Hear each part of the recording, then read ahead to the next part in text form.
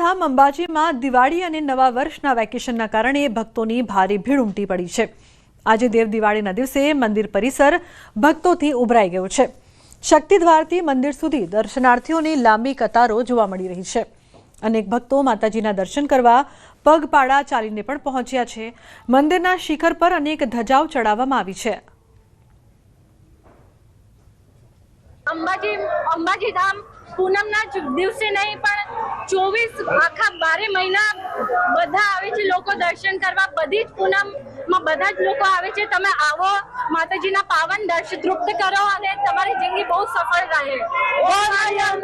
જય જય। તો મંદિરમાં મોટી સંખ્યામાં ભક્તો ખાસ આવી રહ્યા છે। અંબાજીમાં ભક્તોનું ઘોડાપુર। अन्य समाचार की बात करिए तो अंकलेश्वर सूरत नेशनल हाईवे 48 पर टेंकर में आग लगतानी साथे ज पोलीसनो स्टाफ घटना स्थळे पहोंची गयो हतो। ट्राफिक जामनी पण परिस्थिति पर काबू मेळव्यो हतो। कानोली फायर विभाग घटना स्थळे पहोंची आग पर काबू मेळव्यो। कोई जानहानि नहीं थई। टेंकर में कोई ज्वलनशील पदार्थ न होवाथी मोटी होनारत पर काबू मेळवी शकायो। बनासकांठाना गीडासण गामना आर्मी जवाननो पार्थिव देह वतनमा आखुं गाम हिपके चढ़्યું। जवानना अंतिम यात्रामां लोकोनी भारे जनमेदनी उमटी पड़ी हती। गामना लोको विशाળ संख्यामां जवान जिग्नेश चौधरीनी अंतिम यात्रामां जोડાયા હતા। उल्लेखनीय છે કે શહીદ જવાનની બિકાનેર નજીક ટ્રેનમાં હત્યા થઈ હતી। ટ્રેનમાં ચાદર માંગવા જેવી સામાન્ય બાબતમાં કોચ અટેન્ડન્ટે ચાકુના ઘા ઝીકીને હત્યા કરી હતી।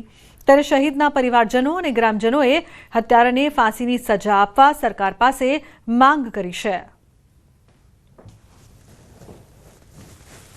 આજના મૂળ વતન ગીડાસણ ખાતે એમના અગ્નિ સંસ્કારનું જે કાર્ય પૂરું કર્યું છે અને સાથે સાથે જવાનની જે ક્રૂર હત્યા કરવામાં આવી છે, દેશના વડાપ્રધાનને અમે માગણી કરીએ છીએ કે સમાજની અંદર જેટલું દુઃખ છે એટલો ને એટલો આક્રોશ છે, તો અમને ઝડપથી અમારા દીકરા વતી અને પરિવાર વતી અમે માંગ કરીએ છીએ સમાજ કે દીકરાને ન્યાય મળે, પરિવારને ન્યાય મળે એવી આશા વ્યક્ત કરીએ છીએ અને અમને સરકાર ઉપર ભરોસો છે। અમારો ભાઈ જીગરભાઈ ચૌધરી 10 વર્ષથી સેનામાં ફરજ બજાવતો હતો અને આ રજાઓમાં ઘરે આવતો હતો અને આવા માનસિક વિકૃત માણસોએ એની રેલવેમાં હત્યા કરી નાખી અને અમે એના માટે ન્યાયની માગણી કરી રહ્યા છીએ દેશના વડાપ્રધાન અને દેશના ગૃહમંત્રી પાસે પણ કે અમને ઝડપથી ન્યાય મળે અને આવા લોકોને ફાંસી ચડાવે અને અમારા ભાઈને ન્યાય અપાવે।